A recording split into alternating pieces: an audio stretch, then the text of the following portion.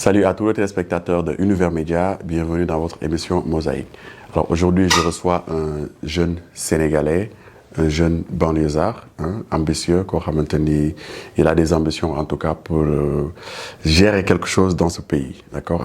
Il a un long parcours que je connais personnellement, mais dinañ ci gën a détaillé ak moom mu ngi tudd Willy Ndao. Willy Ndao, bonjour.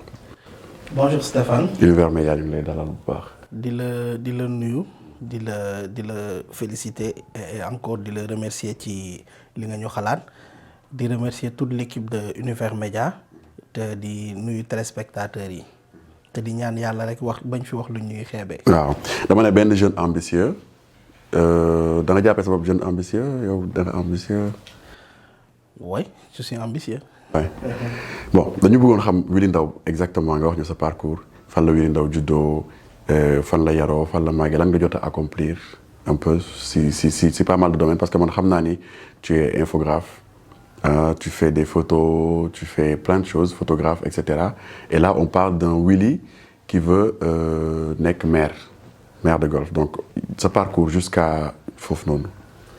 Bon j'ai 37 ans donc ce serait un peu difficile ci li ma dund ci sama àdduna yëpp ma wax ko fii mais dinañ résumer tuuti.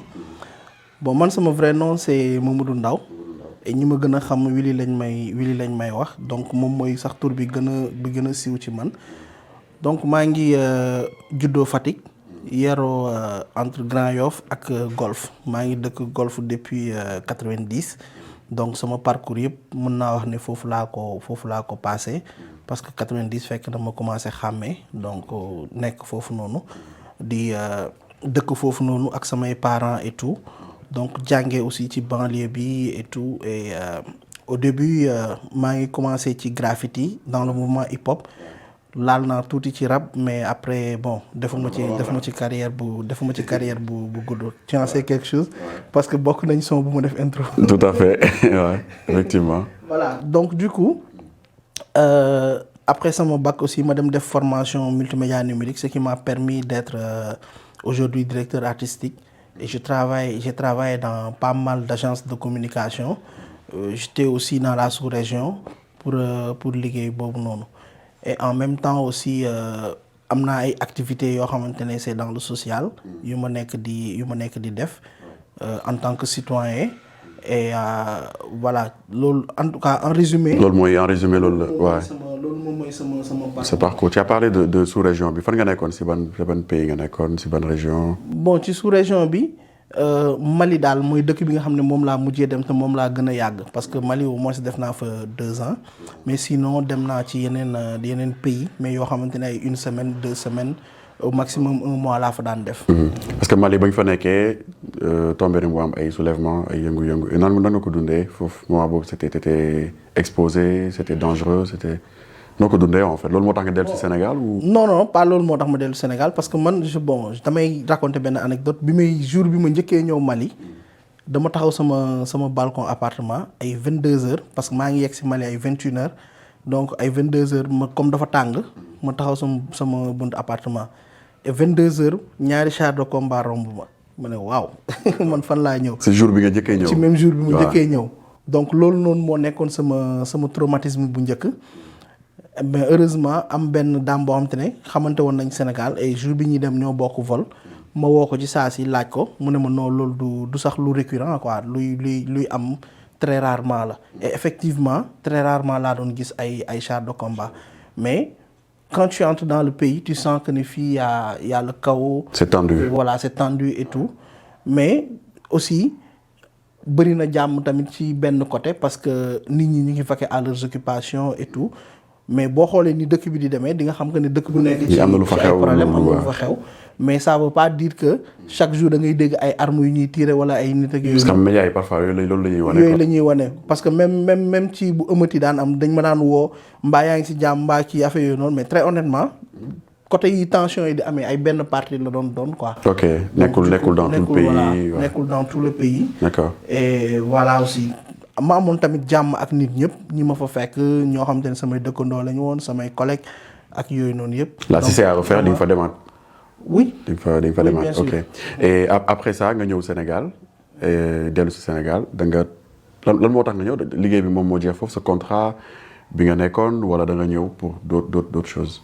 très honnêtement pas sama contrat moo jeex parce que mën maa ko dagg et de passage sax je salue la dame avec qui je travaille là-bas elle s'appelle Fatou je me permets de la citer donc moom elle a été compréhensible parce que xam na li ma bi ma ko expliquer li ma bëgg ak ci projet yi ma nekk ak yooyu noonu yëpp elle m'a libéré ne ma demal nga def ce que tu as à faire et alhamdulillah donc aujourd'hui je suis revenu pour ça et je pense que voilà ak ñaan yi ma ñaanal yàlla mën na ci def sutura. mën na ci def sutura léegi Willy ñëw Sénégal bon Sénégal bi fi nekkee yaa ngi doon liggéey ci ay pas mal d'agences de communication visuelle Willy ñëw Sénégal ne léegi moom en fait dafa bëgg nekk maire golf man quand j'ai vu ça sur Facebook dama ne waaw à un moment donné Willy est-ce que comme yow da nga bëgg affaire tooñ affaire yooyu noonu ma jël ko partagé ko bi ma ko partagé après dama ko dindiwaat parce que dama ne non damay xaar ba Willy confirmer ma loolu ba pare parce que mën na ko def pour de la rigolade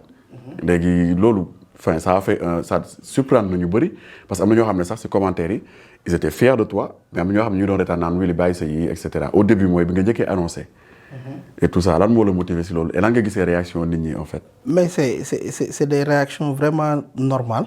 Pourquoi parce que man ci sama parcours musuma def politique.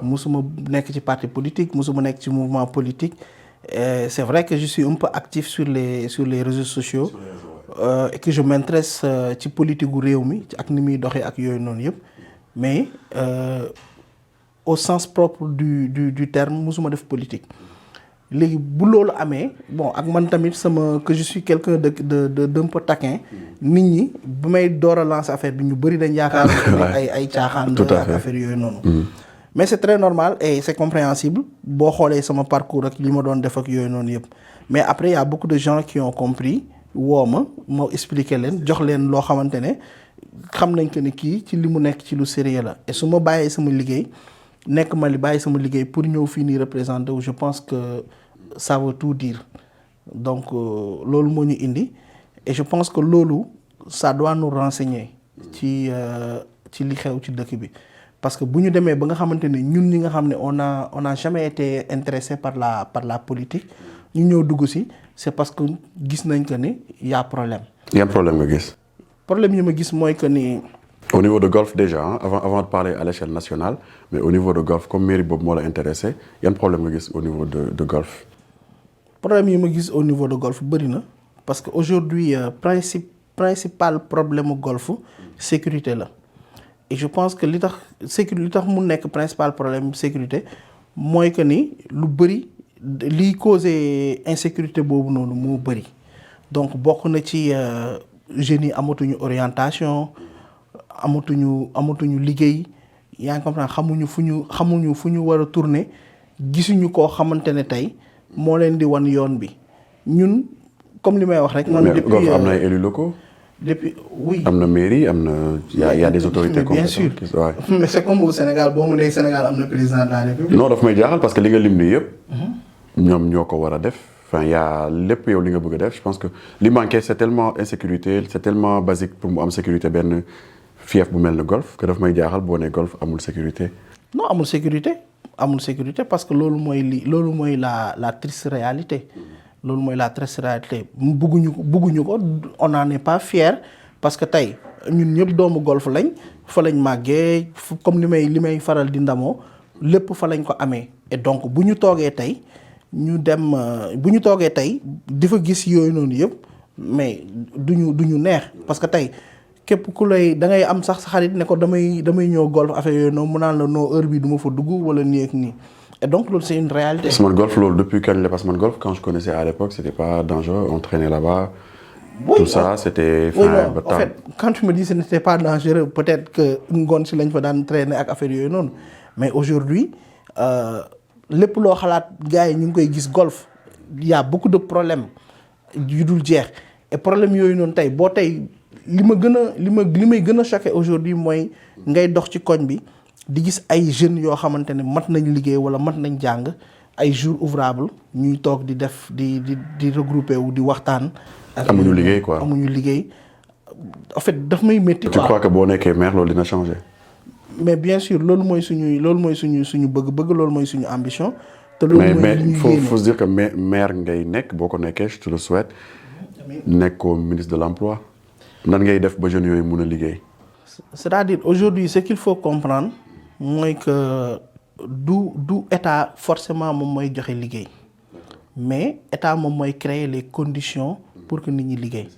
man quand je dis que du état mooy joxe liggéey man personnellement su ma jëlee sama histoire sama papa ci administration la doon liggéey tu en sais quelque chose et que à un moment donné moom daf ñu doon orienté ci côté boobu noonu il a tout fait pour que ñu dem liggéey ci administration comme moom soi-disant que moo ëpp sécurité xam nga ak yooyu noonu yëpp la preuve ki topp ci man ak sama yeneen rakk ñoom ñëpp sama papa da leen yóbbu armée pour que ñu mën a liggéey ci loolu j'étais le seul à ne pas accepter cela. même j'ai des cousins yoo xamante ne woon quoi.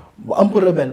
mais à la fin moom ci boppam il m'a dit qu'il était fier de voir que ni topp ma ko carrément ci loolu noonu donc man ni ma def ba comprendre que ni mën naa dem utal sama bopp liggéey sans pour autant que ma xaar nguur.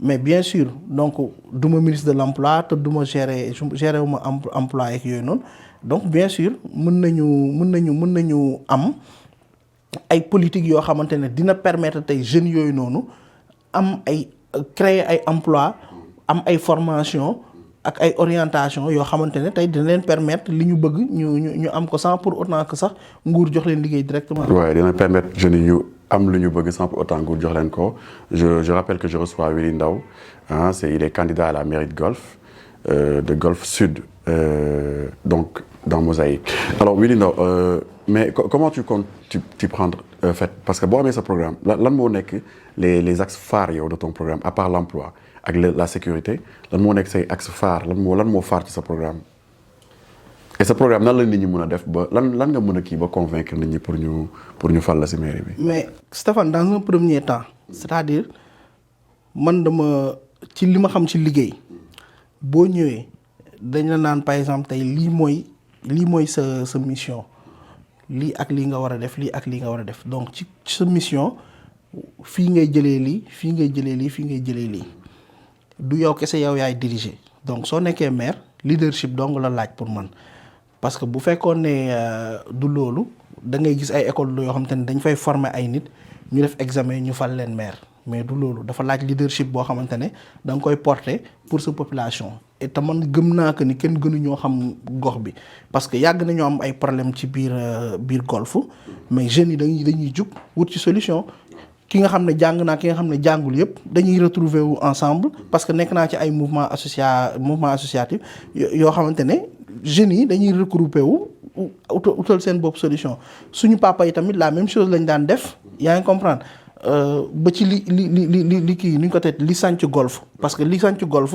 pour l'histoire bi Senghor soxlaa champ de course ne li mu fa bëgg a def àndul ak ay baraak ak affaire yooyu noonu suñu parents yooyu noonu lañ jël pour indi leen fii nii golf et que donc bi ñu leen di indi ñoom dañu ne woon bëgguñu parce que dafa sori ak affaire yooyu noonu yëpp ñu dem seeti gis sëñ Abdou Lahad Mbacké mu laaj leen ay question gars yi tontu ko ci mu laaj leen ndax foofu noonu tali dina fa dem ndax kër yooyu noonu ngeen di jëli ji yéen a ko moom ak yooyu noonu yëpp et que mu ñaanal leen ne leen dem leen lépp dina leen fa fekk noonu la ñu defaree ba gox bi màgg te loolu dafa jugee ci population maanaam du directement nguur population bi ñoom ñoo ñëw. suñu parents population bi ñoo sànc golf. ñoo sànc golf ñëw.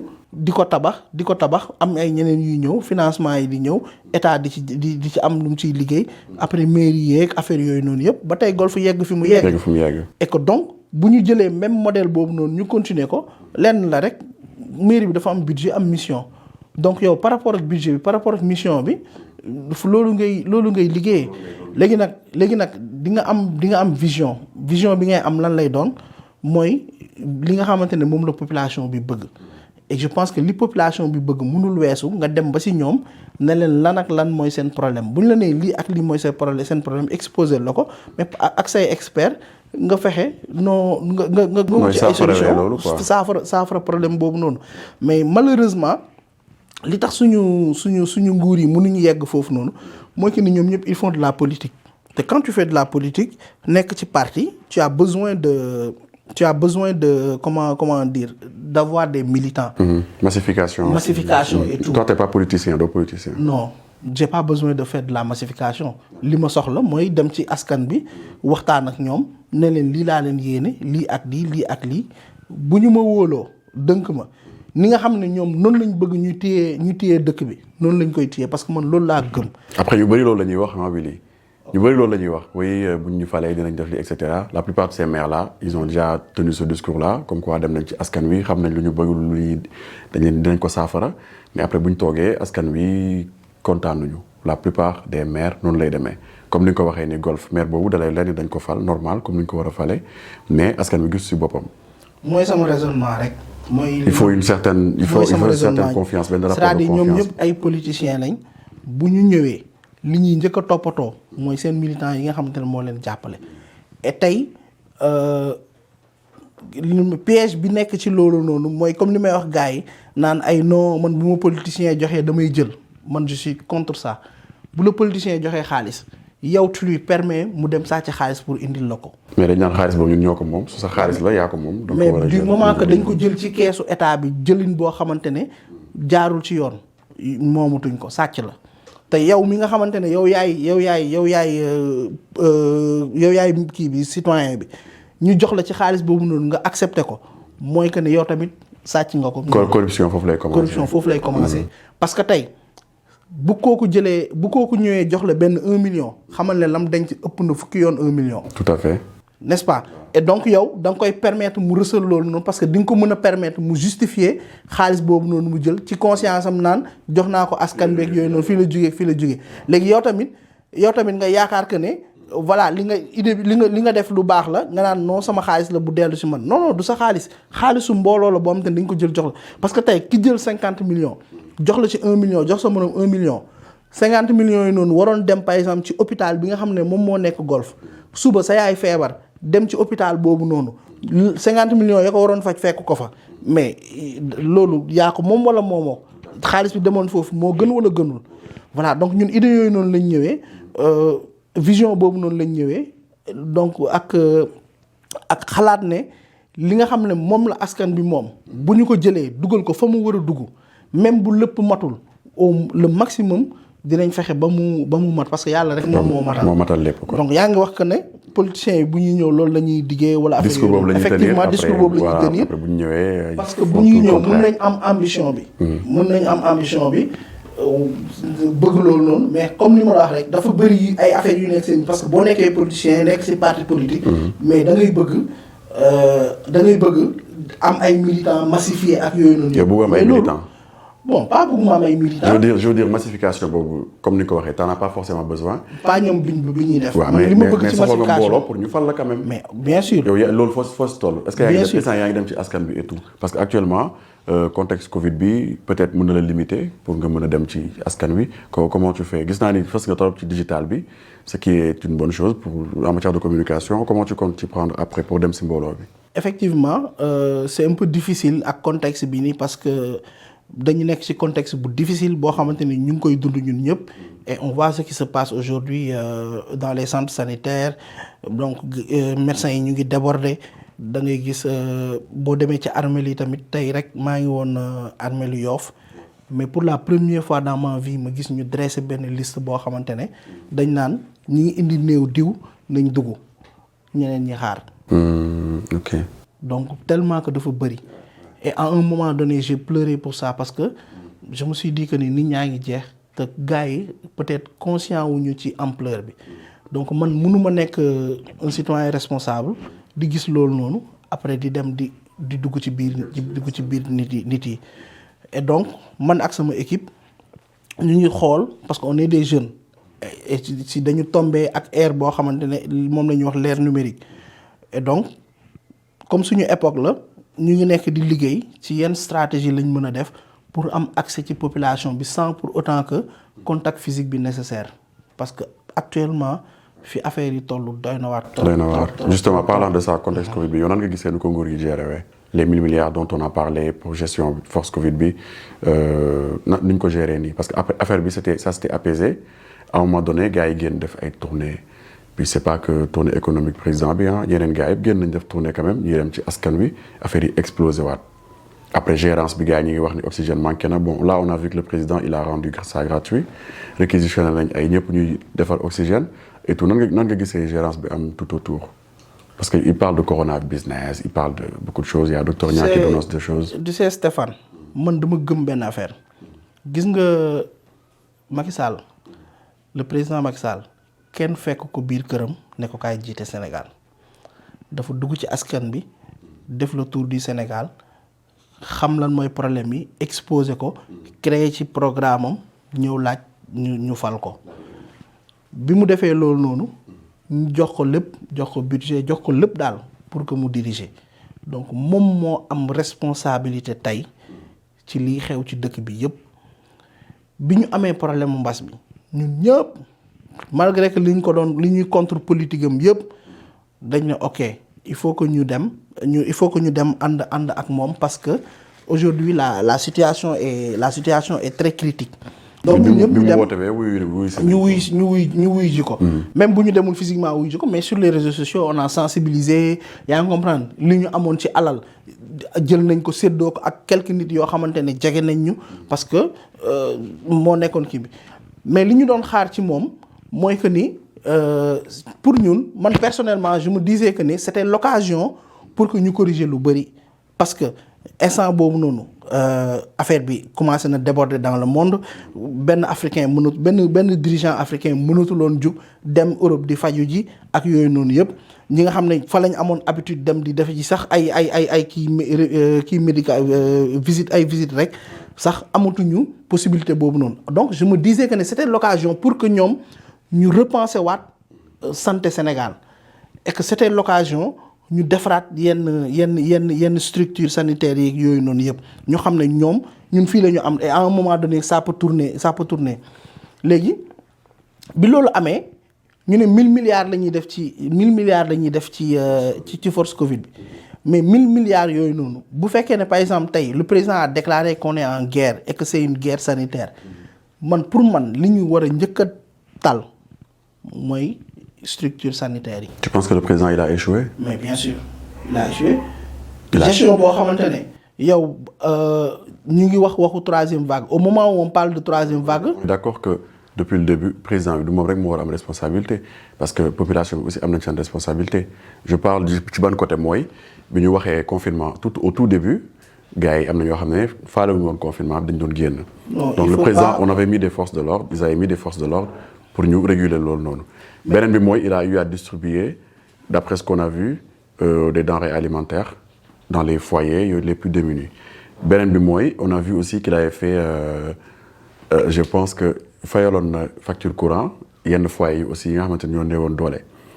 Il a eu à faire aussi en tout cas je pense qu'il y avait une communication tous les jours ministère de la santé dañuy génne benn communiqué xam nga par écrit en vidéo pour wax ni cas yi ni la toll faites attention et cetera ils ont quand même fait beaucoup de campagnes de sensibilisation à cet effet léegi population bi da ngay gis population boo xam dañ naan gëmu ba léegi am na ñu naan gëmuñu corona en fait gëmuñu dem vacciner wu gëmuñu donc c'est quand même très très difficile tu trouves pas que métti na pour président bi de gérer askan bu mel noonu en fait. gis nga ni réew mi bindoo. ñëpp mënuñu d'accord ñëpp mënuñu jug. il faut que mu am ñoo xamante ne dañuy dëng.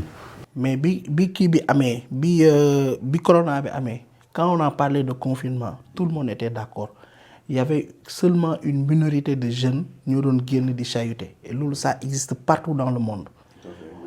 En Europe il y a eu ces genres de cas ay minorités ñoo génn et à la fin déggatoo ko c'était les premiers jours man mi personnellement rek dama doon sensibiliser ci loolu noonu mara détail mais après loolu 5 jours la durée gars yi ku nekk toog sa kër yaa ngi comprendre donc gars yi ils étaient ils étaient comment on appelle ça en tout cas ils étaient collaboratifs donc ci sens boobu noonu bi ñu nee takk masque tamit amul kenn ku doon génn te doo takk masque donc ci bus yeeg yooyu noonu yëpp mais dafa am c'est que problème bi mooy ñun dañu am noo xam te ne noonu la société bi bindoo tey li ëpp ci sénégalais yi dañuy vivre en promiscuité tey par exemple c'est très rare nga gis tey kenn koo xamante ne moom kese moo dëkk ci appartement am wala moom kese moom jabaram ñoo dëkk donc on vit en famille tey boo xool tey surtout boo demee tey ci banlieue bi donc yow tey confinement boobu noonu ñu doon wax couvre-feu boobu noonu man j'ai toujours défendu que ni c'est pas la meilleure solution man li ma doon gis mooy effort yi nga xam ne moom la ñuy jël di ko def ci couvre-feu bi nañu jël ay agents yoo xamante ne wala jël ASP yi former leen ci ñu xam lan mooy mesure barrière yeeg affaire yooyu noonu nga xam ne ñoom chaque jour ñoom ñooy dugg ci marché yi di orienter nit ñi day leen defee nii day leen defee nii di leen wax ñuy raxas ak yooyu noonu di takk masque ak yooyu noonu fexe leen respecter loolu yokk sensibilisation bi parce que kat affaire bi c'est communautaire donc nit ñi ci seen biir la parce que responsabilité personnelle la bu ñu defoon loolu noonu man pour man c'était beaucoup plus efficace que xaalis bi ñu def ci couvre-feu bi yëpp. parce que confinement bi tout ça confinement bi du moins parce que bon couvre-feu parce que confinement parce que boo xoolee da ngay jël ay oto def ci gasoil wala essence ñu nekk di wër ci dëkk bi pour def ay patrouille agent yooyu noonu tamit da nga leen di jox ñu lekk da nga leen di jox ñu naan ak yooyu noonu. loolu bu ñu ko defoon ci par exemple même agent yooyu noonu sax ils avaient parlé du fait que fayu leen ak yooyu noonu bon mais bu fekkee ne médecins yi ñoom ñooy wax ñoom ñooy grève naan fayuñu leen donc agent yooyu noonu waxaale wuñu leen mais bu ñu defoon loolu noonu nga xam ne par exemple tey on peut faire des équipes yoo xamante ne day am policier bu nekk seen biir ñu ànd dugg ci marché yi dugg ci fi nga xamante ne moom nooy am lieu de regroupement yeeg affaire yooyu noonu mais tu penses pas que ni loolu moo gën a efficace que ay couvre-feu parce que tamit ñun dafa am lu ñuy dundee tey ñun ñëpp mën nañ añee suñu kër mais duñu fa reeree parce que xam nañ gàll bi ni muy demee léegi yow da ngay obligé comme par exemple tey boo demee ci yenn quartier yi mais dañuy génn guddi gi yor seen benn 200 dem jënd ci seen kopp fonde ak affaire yooyu noonu maire boobu noonu di jaay fonde tamit la même chose le lendemain ci fonde boobu noonu la yaakaar pour togg añ am dépense këram ak yooyu noonu yëpp et que donc loolu noonu yëpp boo ko kasee te tegoo fa dara mais problème kese lay indi à un moment donné. teg na fa dara parce que comme moo la wax distribué na ay denrées alimentaires si yenn kër yi. yoo xam nga ko am ci denrées alimentaires yi. personnellement non mais on a vu quand même des vidéos. mais est-ce que waaw gis nañ ay vidéos mais tamit gis nañ ay vidéos yoo xamante ne. en tout cas si projet wam la bokkoon ci 1000 milliards yooyu noonu. force mais gis nañ ay vidéos yoo xamante ne tamit dañ détourné kii yooyu noonu. yow gisoo xamoo kenn koo xam ne jot na si denrées alimentaires yooyu. personnellement xam naa ci. mais li ma ci xam vraiment bëriwul te ñi ma ci xam ñoo xamante ne jege nañ côté boobu la. très honnêtement li ma ci xam lu ci ëpp. ñu jege côté nguur boobu noonu. tey boo demee tey ñoom ñoo détourné mais bien sûr bu ñoom fu mu dugg bu fekkee ni nit ñi jotuñu si fan la dugg et en plus sax c'était pas pour man c'était pas intelligent ce qui était intelligent beaucoup plus intelligent mooy que ñu yónnee woon nit ñi affaire bi par xaalis. comment ku si nekk boo ñëwee parce que avant ñu lay jox ci affaire yi bu fekkee ne da ngay ñëw inscrire mais ñu laaj la sa numéro. am na registre ñu registré ñëpp bu ñëwee ñu registré ñëpp. waaw après ñu envoyé leen xaalis. yow bu ñu la envoyé xaalis bi yow xam nga li nga xam ne moom ngay soxla sa kër. nga si war a def nga dem def ko ci.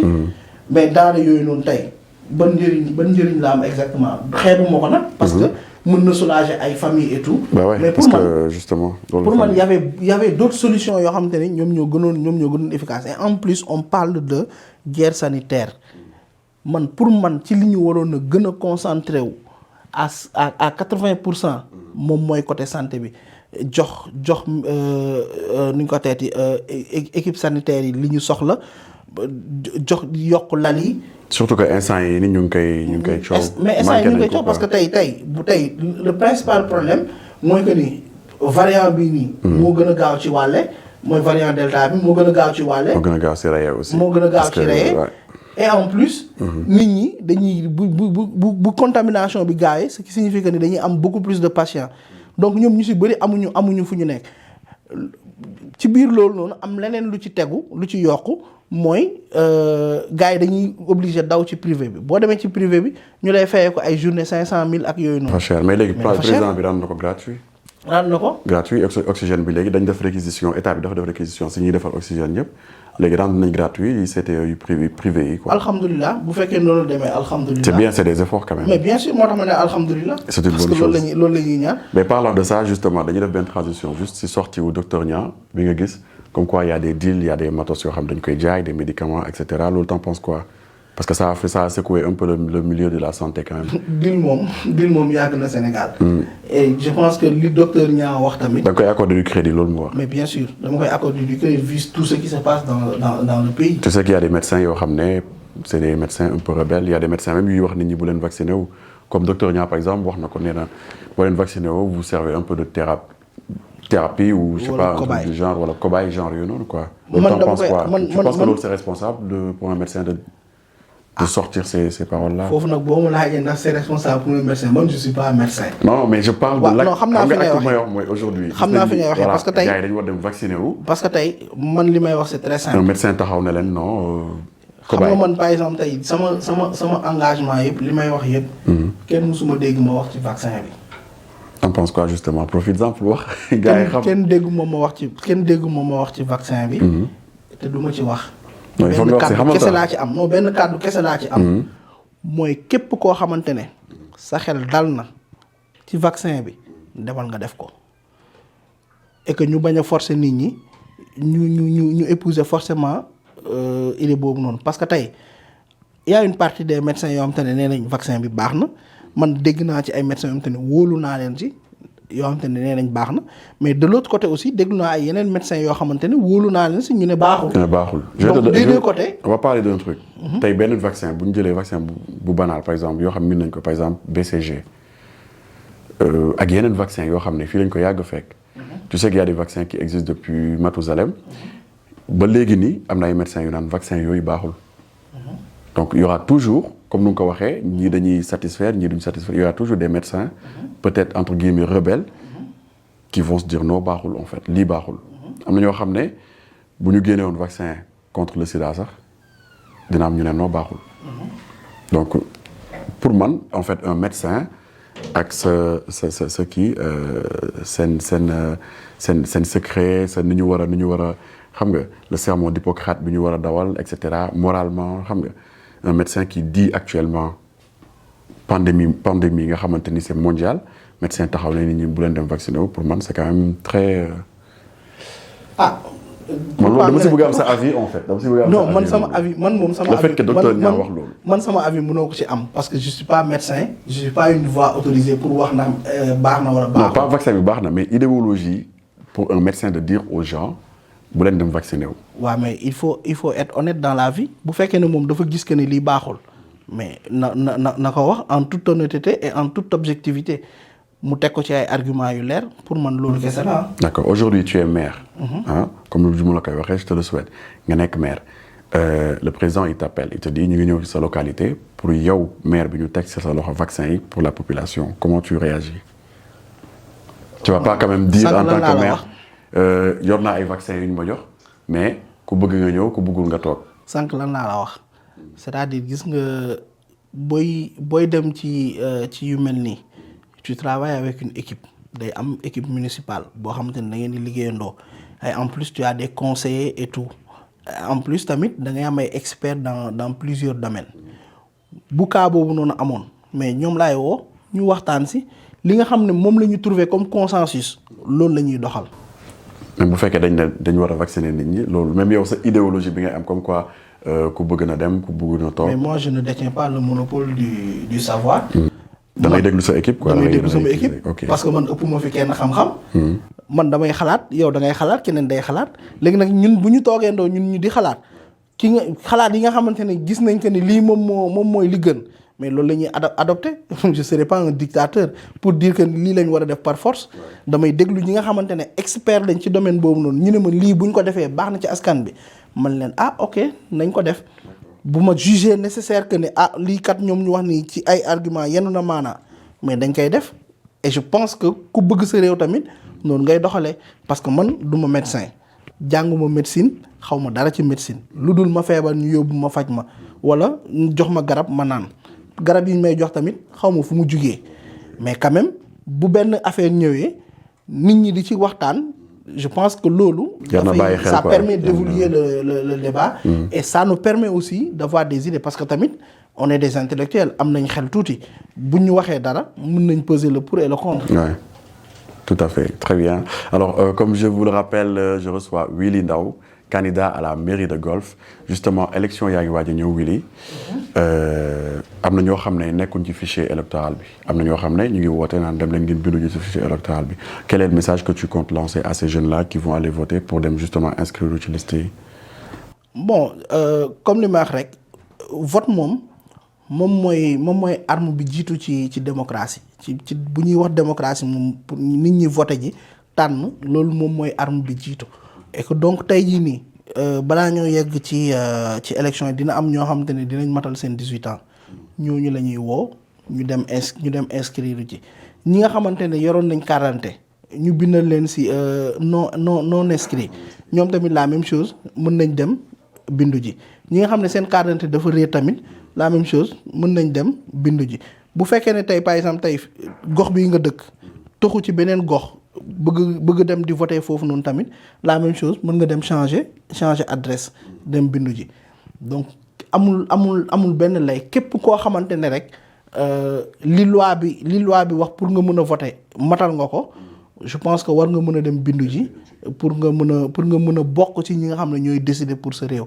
parce que aujourd'hui tey boo xoolee parfois bu nit ñi di discuter da ngay gis kenn koo xamante ne danaan yéen ñi fal Macky Sall yéen a ñu tooñ mais yow mi nga xamante ne faloo Macky Sall te voté woo tamit bokk nga si ñu tooñ tu comprends un peu donc man loolu laa gëm que nga may votel que ngay votel keneen au moins demal nga sànni sa carte nga xamante ne bu dara xewee di nga xam yow lan moo ci sa responsabilité di nga mën a situer sa responsabilité parce que tey buñ la joxee possibilité ne la tànnoo ba ñeneen tànnal la sa place yow est-ce que war ngaa wax aha donc il faut que balaa ñoo mën a wax parce que damay joxe kii boobu noonu parfois dama naan ki nga xamante ne parfois policier da koy jàpp naa xam naa samay droit mais boo xamee say droit yow te defoo sa devoir sa xam droit boobu noonu ban njëriñ la amal voilà day am limite donc yow pour nga mën a exercer say droit dëgg mais il faut que yow tamit nga acquitter ak say devoir li la war yëpp nga def ko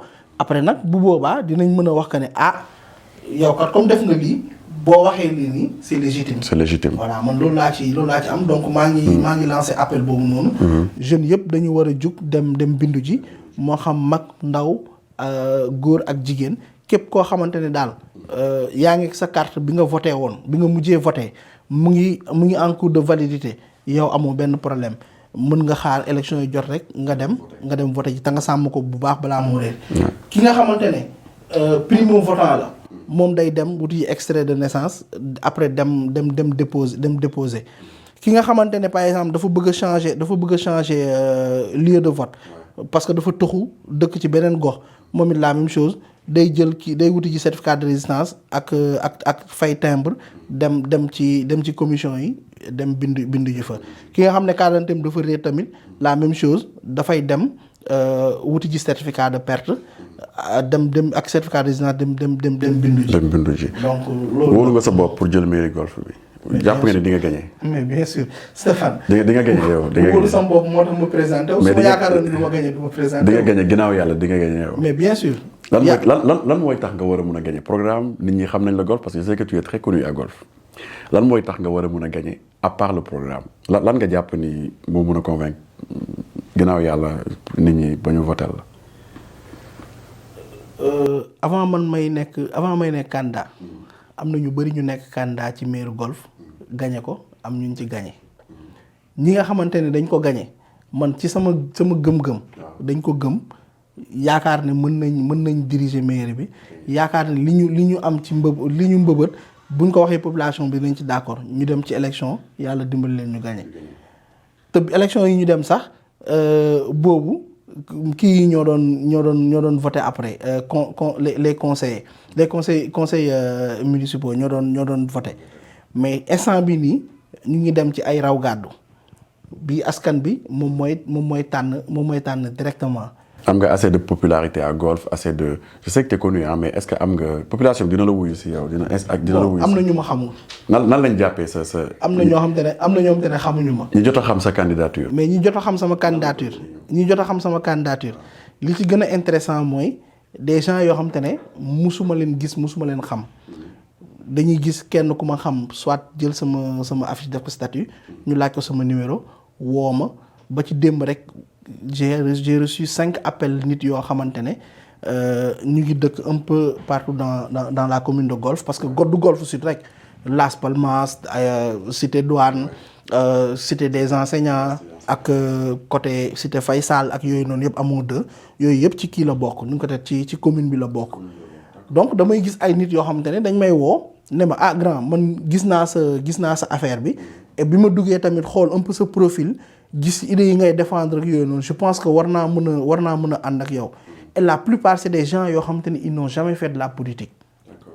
Ils n'ont jamais fait de la politique et que donc man dama gëm que ne boo amee idée wala boo amee xalaat ak nu mu munti mel toogal rek nga def ko bu boobaa di nga gis ñi nga xamante ni yéen a bokk vision yi nga xam ne yéen a bokk gis-gis yéen a bokk gëm-gëm dinañ la ñëw approcher naturellement et après di nga gis ñoo xamante ne tamit amuñu woon orientation amuñu woon fu ñu jëm ñu gis la nga wax dégg la mu neex leen après ñu ñëw rejoindre la affaire bi loolu kese la après nag li si des yàlla moom moo koy def mais ñun li ñu war dëgg mooy déclarer nañ suñu candidature ñu ngi waxtaan ak ay nit yoo xamante ne am nañ yaakaar que ne mën nañ ñu dolli xalaat mën nañ ñu dolli xel te mën nañ ñu tamit indil ay nit yoo xamante ne dinañu mën a adhérer ci suñu idéologie ñu ngi waxtaan ak ñoom nit ñi nga xam ne tamit ñu ñuy rapproché moo xam koo xamante ne da nga nekk da nga ànd ak ñun wala ñàkk ànd ak ñun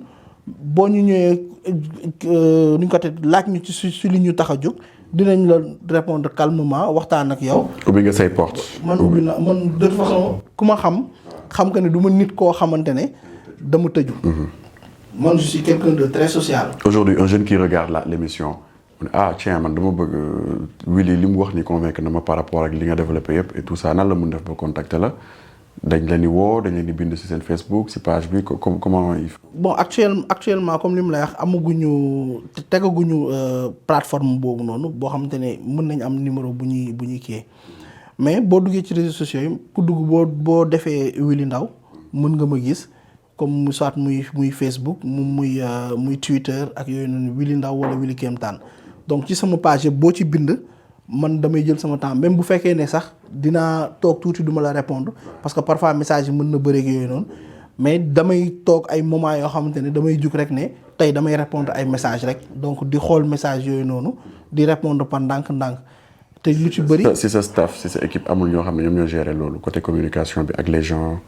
wala yow yaa préféré nit ñi di la jot direct. moom mooy li ma la wax instant bi nii ñun on est une équipe ku si nekk da nga am loo xamante ne yaa ngi koy gérer et on travaille sur des concepts yoo xamante ne c'est pour permettre ñu mën a dem ci nit ñi mais personnellement man dama mës a am contact ak nit ñi quel que soit lu mu munti doon dama noonu laa mës a mel et que donc du ma essayer de créer barrière boo xamante ne pour naan ay que non na nga jaar fii na nga jaar fee ne man góob avant ngay falu waaw moom bu la neexee nga ne avant ngay falu bu ma faloo ba pare dinañ la gis par rapport ak ni muy dundee yaakaaruma ne dina changer et en plus mun na changer non waaw mais dama ne la yaakaaruma ne dina changer et en plus liggéeyuñu ci échelle nationale locale la ñuy liggéey te local boobu noonu ñuy liggéey ñu si bëri ñoo ma yar gis nañ ma màgg yaa ngi comprendre miinante naa ak ñoom miinante boo xamante ne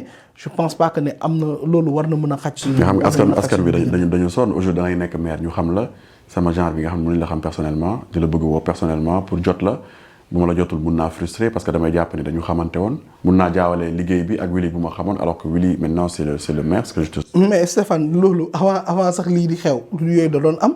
nit daan na la woo jotu la frustré wu nga nekk dara wala nga ñàkk nekk dara moo ci yem donc nit da lay woo jotu la mu frustré wu ak yooyu noonu yëpp loolu yàgg na ci àdduna mais man li ma wóor ba wóor mooy que ni ba nga ma xamee ba léegi benn numéro de téléphone nga ma xamee benn WhatsApp nga ma xamee benn compte Facebook nga ma xamee benn compte Twitter nga ma xamee. donc ñi ma xam ñëpp lu ci nekk loo xam te ne buum la pour jokkalante rek. benn laa ci am. c'est vrai que moi personnellement je connais Willy Ndao ñoo bokkoon lycée. Et puis on a fait beaucoup de trucs ensemble, hein, les 400 coups, comme on dit, à Golf, à Guédiawaye. Et c'est quelqu'un que je respecte beaucoup, ku ma naw bu baax a baax la. Et voilà, il est très très accessible. dama ko woo ne ko émission bi nii expliqué ko rek mu ne ma ok je vais venir le jour de ton choix. voilà il est très accessible bon jusqu'à ce que muy faloo nag en attendant su faloo après naa leen waxaat beneen Willy Ndao ce que je lui souhaite alors vous êtes dans votre émission Mosaïque Willy on arrive à la fin de l'émission en fait dafa am Badou Ndao candidat aussi à la mairie de Golf je le connais personnellement il est passé dans l'émission il fait partie dafa bokk grand parti de Malick Gakou donc il est venu ici lui il est persuadé que mairie bi moom da koy jël d'accord ce qui est tout à fait légitime on lui concède yow pare nga pour def benn face to face ak benn candidat bu mel ni Badou par exemple ou beneen candidat boo xam ne da ngeen bokk localité bi ngeen bëgg a jël ngeen def benn confrontation si programme wax ak askan wi. Stéphane yow xam nga ma bu baax. te gars yi sax dañ may wax naa dañ ma koy tooñi naa Willy dafa bëgg werante da nga mën kii yooyu yow xam nga ne du ma daw débat. parce que bokk nañ nekk débat bu constructif boo xam ne vraiment pour askan man du ma daw débat. du ma daw débat parce que du ma wax lu ma xamul du ma wax lu ma du ma def lu ma mënul. nit laa dama jàng am fu ma jaar am expérience ci yenn domaines yi te mënuma xamandoo lépp buñ ma confronté ak ku mu munti doon ci àdduna bi du ma la wax lu ma xamul li ma xam dong laa lay wax et dans un débat moi je cherche pas à gagner dans un débat je cherche à convaincre. justement ouais, c'est muy sama co-débatteur muy ki may déglu je cherche à convaincre donc je dis les mots tels qu'ils sont ni ma ko xalaatee ak ni muy ñëwee ci man. man dama leen bëgg inviter à l'approche des élections. amul benn problème pour que ñu mu gën a mën a wax ak askan bi. amul benn problème am nga sama accord. et en plus d'accord, super. et en plus je vois pas que sax ne dina am confrontation maak moom parce que déjà moom joxaguñu ko mairie bi liggéeyu ci. daf ko bëgg comme ni ma ko bëggee. justement loolu parce que da ngeen nekk ci benn genre yoon. bu ngeen war a daje pour dem donc bu ñu ñëwee on va juste débattre de ces questions. les différents programmes ay questions yoo xamante ne ce sera de la confrontation. donc du coup moi je vois pas de. quand je dis confrontation c'est que moom bokk na benn parti yow bokk na benn parti justement. seen programme seen yow bokk nga de l'autre côté en fait je veux dire. programme yi mën nañ bañ a bokk. d'accord dina am forcément différence donc dina am loo xam ne yow mën nga ko teg par rapport ak justement à l'insécurité ou l'emploi des jeunes ou yeneen ak yeneen dans le domaine de la santé moom du ci d'accord yow nga bañ ci d'accord loolu rek déjà enfin benn genre choc d'idées lay andi foofu noonu après ngeen mën a débattre. waaw mën nañ ci waxtaan lépp mën nañ ko waxtaanee ci àdduna. d'accord les téléspectateurs dinañ bàyyi xel ci loolu noonu. Inch'Allah ça me fera vraiment plaisir parce que comme sama doom baay la. exactement voilà. Les deux Ndao Badou Ndao Willy Ndao voilà ça va être top. alors mais ce serait bien aussi tamit nga wax gars yi ne leen son vrai nom c'est Mamadou Ndao. Mamadou Ndao. parce que comme on va ci ay élections. mais tu vas garder le Willy si fichier ou. non ci fichier moom Mamadou Ndao moo fay nekk parce que. mais parce que man dama gis benn affiche. mais je pense qu'ils ont écrit Willy Ndao ou bien Madioum peut-être. non Mamadou Ndao di Willy. di Willy loolu laa nekk voilà loolu la mooy affiche bi ngay kii jeunes yi pour ñu dem inscrire bi nga kii noonu voilà moi je l'ai mis en statut. si et tout voilà. si Mamadou Ndao di Willy laa def parce que bon Willy bi moom. du tur bu ma choisir. et c'est un nom qu'on m'a donné c'est un nom qu'on m'a sama tur yi ma am yëpp pour l'histoire du man maa ko utal sama bopp. parce que Willy bi sama papa ñëwee di annoncer que ne sama yaay am na doom dafa ñëw fekk sama tante yeeg yooyu ñuy seetaan Arnold et Willy sama benn tante tuddee ma Willy donc avant même que sama papa di ma jox sama vrai tour donc imagine nga nekk xale ba heure bi ñu lay wax Willy. c'est la même chose kéemtaan bi. quand on était dans le mouvement hip-hop dañ doon dem néegu Karim di fa dessiner ak yooyu noonu donc am sam benn copain bu ma doon topp di ma wax naa yow da nga kéemtaan di ma ko woowee. mu nekk Willy Kéemtaan les gens ont suivi. mu nekk Willy Kéemtaan donc les gens ont suivi et bon naturellement j'ai gardé ça mais sama tur yëpp amul benn boo xamante ne man maa toog réfléchir si naan ay lii mooy concept bi yooyu noonu non yëpp noonu laa ko amee. on va retenir Mamadou Ndao di Willy. alors j'ai deux questions avant fin bi on a vu le souci qu'il y a eu avec Kilifeu de Y'en a marre. loolu am nga loo siy wax ou pas. bon c'est un peu difficile. pour def benn rétro première vidéo bi génn na ñu ne ok d'accord le gars Kilifeu ñu ngi nekk di ko corrompre ils ont parlé de passeport diplomatique etc. lui il est sorti il a dit le contraire les confrères de Leral TV ñu génnewaat beneen vidéo plus accablante et tout et ça semé la zizanie si bopp nit ñi donc ba Karim Xrum Xax sax moom génn def vidéo ne Kilifeu a vraiment déçu parce que le problème c'est passeport diplomatique moo ko siy déranger moom parce que c'est la diplomatie du Sénégal kan moo war a mën a defarlu ay passeport diplomatique à coût de millions pour jox ko kenn dañu war a traquer ñu xool fan la source bi di jógee ça ce sont les mots de Karim Xurum Xax yow nan nga jàngatee loolu noonu yëpp. bon li ma ci wax rek mooy que nit matul et que donc bu ñu nekkee ci lu mel nii parce que kilifa quand même nit la boo xamante ni ñëpp xam nañ ko ci ay combat ñi ko doon suivre depuis Kaolack bi ak le maire Ablaye Diack ak affaire yooyu noonu gis daj nañ lu nekk et que man personnellement dama ko xam sama xarit la sama grand la donc xamante nañ bu baax mënuma ko xas ci mbooloo te man sax du ma xas. mais mun nga wax objectivement. mais objectivement. je suis pas d'accord ci li xew. je suis pas d'accord ci li xew du ma ko cautionner te ànduma ci parce que ñun mënuñuy dénoncer ay affaires après di ñuy retrouver waat ci même affaire yooyu noonu ci même situation yooyu noonu donc ça me fait très mal. Ça me fait très mal parce que Kilifeu c'est quelqu'un qui est vraiment engagé et je pense que loolu problème bii nii dina ko yee ci lu bëri parce que nous avons besoin de lui dans le combat. Dans le combat. Voilà. Nous avons besoin de lui dans le combat.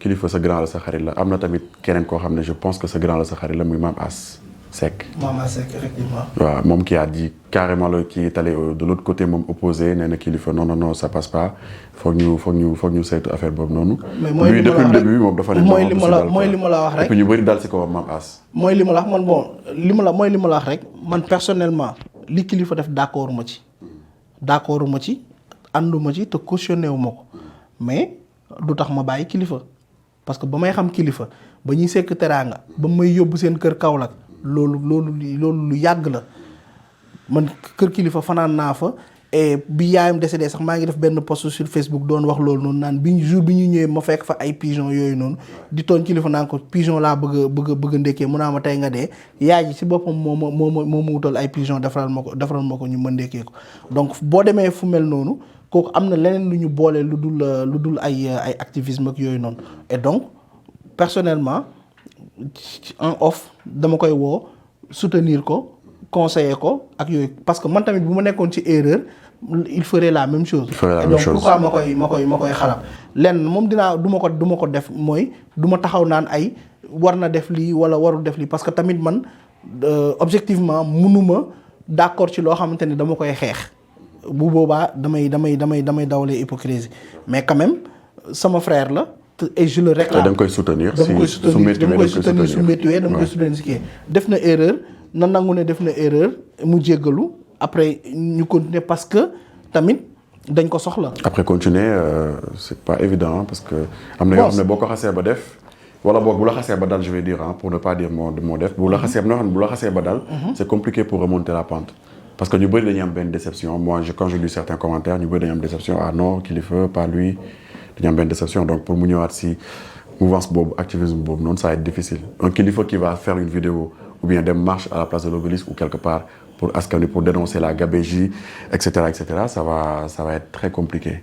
pour man c'est pas la fin parce que nit la ñun ñëpp ku si nekk da ngay juum peut-être ñun juum nañ ci loo xamante ne fësul moom mu juum tey ci loo xamante ne fës na mais li ëpp importance je pense que tey benn fait bi nii mënul effacer toutes ces années de combat de lutte yi nga xam ne teewal na ko Sénégal ci affaire yu bëri et il a changé beaucoup de choses dimbali na ay nit yu bëri ci ay combat am ci engagement am ak yooyu noonu loolu mënuñ ko anéantir. loolu sa lecture la mais Kilifeu qu'est-ce que tu as envie de lui dire moom personnellement qu'est-ce que tu as envie de lui dire. Ce que j'ai envie de dire à Kilifeu franchement je préfère le lui dire en privé. mais là rien n'est plus privé dara privé tout parce que. non bul ne dara privé tout. parce que tout est sur la toile. tout est sur la toile tout le monde en parle. aujourd'hui bëgg nañ gis kuy soutenir Kilifeu en quoi la koy soutenir en fait. non moo tax ma laaj la mais moom laa lay wax pourquoi ma ne en privé parce que soutien boobu noonu ma koy soutenir ça ne peut qu'être en privé parce que bu fekkee ne damay soutenir dama koy soutenir publiquement li mu def dama ciy d'accord pour mu mun ko soutenir publiquement te li mu def wax naa ne d'accord ma ci ànduma ci mais c'est mon frère. donc man su ma wéeteeg moom xam naa la ma koy wax xam naa la may wax ak moom. d'accord te ci loolu laa yem. et je pense que tey yow mii xam nga ma bu baax ci loolu noonu même bu ñu daan ànd ku ma ci ku ci am problème ak keneen mais je t'appelle en privé wax ak li may wax ak yow après mu jeex boo ko adopté baax na boo ko adopté wul man en âme et conscience dinaa xam que ne kit naa ak sama conscience. je pense que loolu mooy le plus important mais en tout cas li ma la wax en résumé mooy que ne mënuma d'accord ci ngay dénoncer benn affaire après di def des pratiques similaires. c'est contradictoire mais kilifa sama xarit la. sama grand la. te nit ku ma fonk la. nit ku ma respecté la. yaa ngi comprendre la maag moom ànd nañ voyager ci ay tournées yu bëri yaa ngi comprendre te xamee ma ko woon loolu léegi nag affaire bi dal na ko am na ñëpp gisandoo nañ. li xew il a tout ton soutien. il a mon soutien. D'accord. Mais en privé dinaa ko woo ne ko man kan maa ngi lay masawu lii ak lii wax ko li ma ko ci xalaat. mais quand même en public mënu ma ko soutenir parce que en public su ma ko soutenir rek mooy d'accord naa li mu def waaw mais ci li ñu sekk ci yëfu àdduna mais dinaa ko woo waxtaan ak moom parce que loolu quand même yàlla def na ko suñu diggante. D'accord. Alors une dernière question Willy ban message nga am pour lancer ko aux populations de Golf. Pour ñu voter la pour ñu bàyyi la xel et cetera qu'est-ce que tu as envie de leur dire. li ma am envie wax waa Golf mooy que ni man seen doom laa. maa ngi nekk ci koñ bi màggee fa yaroo fa lépp lu ma am mun naa wax à 90% ci Golf la tàmbalee donc ñi fa nekk ñëpp bu fekkee ne màggandoo ma ak ñoom ñoo ma yar wala. ñu amoon kóllëre ak samay waajur donc du coup te je pense que yàlla dimbali na ma defuma fa luñ may xeebee donc ci biir loolu jeunes yi nga xamante ne gis nañ ma ni ma évoluer ci sama àdduna si ça peut leur servir d'exemple alhamdulilah loolu mooy sama mbëbët tey bu ñu ñëwee dinañ liggéey te bés bu ñu ma joxee mairie bi dinañu xam que ne doomu gox bi lañ ko jox. dinañu xam ne doomu réew mi lañ ko jox. te am naa yaakaar am naa yaqin am naa gëm-gëm bi te loolu mooy li nga xamante ne moom laa gëm que ne bu ma jotee ci budget bu nekk lu ci nekk. dana dem fa mu war a dem. transparence loolu mooy projet ne moom leer na ma ni dinaa ko tenir léegi nag dinañ leen proposer programme. bu bés ba jotee. danañ leen ko expliquer na mu gën a leeree danañ def nu mu gën a simple ñu jox leen ko mu mën a dugg ci seen biir donc après ñu xool ensemble naka la ñuy liggéey mais en tout cas nañu xam que ne doomu gox bi moo ñëw di leen laaj mairie gox bi et que c'est pour ñu mën a liggéey ñun ñëpp ensemble et chance bi ñu mën a am mooy man nekk ma ci benn parti politique que bu ma ñëwee. sama yoon newul ci ku nekk APR sama yoon newul ci ku nekk Benno Bokk Yaakaar sama yoon newul ci ku nekk Grand Parti ou Pastef ou feneen ñëpp laay boole ñëpp koo xam te ni dëkk nga ci gox bi boo ma indilee projet ak experts yi nga xam ne moom la ñuy liggéeyandoo dinañ étudier sa projet ñu xool naka lañ koy mën a liggéeyee man loolu laa gëm parce que dama gëm que ne boo demee ba jiitu amatoo appartenance. benn appartenance kese ngay am mooy que ni dañ la jox gox bi donc lépp loo xamante ne mën na avancer gox bi mën a avancer ñi dëkk ci gox bi quel que soit fu ñu bàyyeekoo quel que soit ci lu ñuy yëngu war nga leen si mën a jàppale ba mu jëm kanam bu fekkee ne lu baax la ci gox bi. Ceci était le message de Mamadou Ndao dit Willy candidat à la mairie de Golf Willy Univers Média mu ngi lay jaajëfal. Merci vraiment à Univers Média c'est toujours une fierté de voir des jeunes s'engager dans leur métier et que voilà lu may rafetlu la te maa ngi leen di ñaanal yàlla mu weesu fii nii donc bépp objectif bu ngeen am yàlla na nekk lu baax ci yéen te yàlla na leen jig en tout cas je vous souhaite plein de succès. Merci beaucoup Willy Ndao merci à tous téléspectateurs de Univers Média d'avoir suivi cette émission Mosaïque. Je vous donne rendez-vous dans un autre numéro. Salut.